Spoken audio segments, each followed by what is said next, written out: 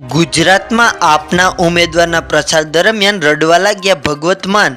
કહ્યું, જેલના તાળા તોડવામાં આવશે, કેજરીવાલને છોડવામાં આવશે. ક્ષત્રિયોના વિરોધની એસી તેસી. ક્ષત્રિયો માટે આવું બોલીને પરસોત્તમ રૂપાલાએ વોટભેર ભર્યું ફોર્મ. બોડેલી ડભોઈ હાઈવે પર અકસ્માત, કારનું ટાયર ફાટતા કાર તથા બાઇકને અડફેટે લીધી.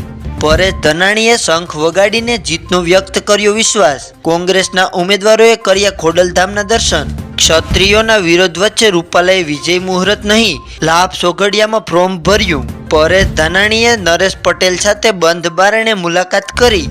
બિહારમાં મેટ્રોનું કામ કરતી ક્રેન સાથે ઓટો અથડાઈ, નેપાળી નાગરિક સહિત 7ના મૃત્યુ.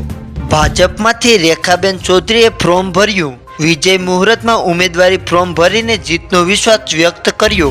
ડીસામાં અમેરિકન ડોલર વટાવવા બહાને ઠગાઈ કરવા આવતા ઊંઝા મહેસાણાના 4 શખ્સો ઝડપાયા. રામનવમીની શોભાયાત્રાના રૂટ પર ક્રાઇમ બ્રાન્ચનું પેટ્રોલિંગ, ડ્રોન દ્વારા સર્વેલન્સ કરાયું. મહુવા નજીક વિદ્યાર્થીઓની બસનો અકસ્માત, 20ને ઈજા.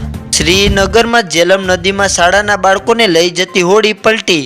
અમદાવાદમાં શારીરિક ક્ષમતા વધારવાની આયુર્વેદિક દવા વેચવાની આડા ચાલતું કૌભાંડ ઝડપાયું.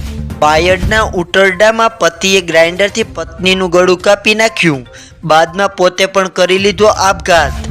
અમિત શાહના રોડ શોના બંદોબસ્તમાં હાજર હોમગાર્ડ જવાનનું હાર્ટ એટેકથી મોત. સ્ટાર ક્રિકેટર રવિન્દ્ર જાડેજાના મોટા બાપુનું ધ્રોલ તાલુકાના હાડાટોટા ગામે અવસાન. જામનગરમાં કડિયા કામ કરતા પિતાના પુત્રએ યુપીએસની પરીક્ષા પાસ કરી. ભરૂચના બરનપુરા વિસ્તારમાં ઘરમાં ચાલતા દેહ વ્યાપારથી સ્થાનિકો પરેશાન. કોંગ્રેસના ધારાસભ્ય કિરીટ પટેલે ભાજપના કર્યા ભરપૂર વખાણ. લોકસભાની ચૂંટણી. ગુજરાતમાં કોંગ્રેસના કેટલાય ઉમેદવારોએ ઉમેદવારીના ફોર્મ ભર્યા.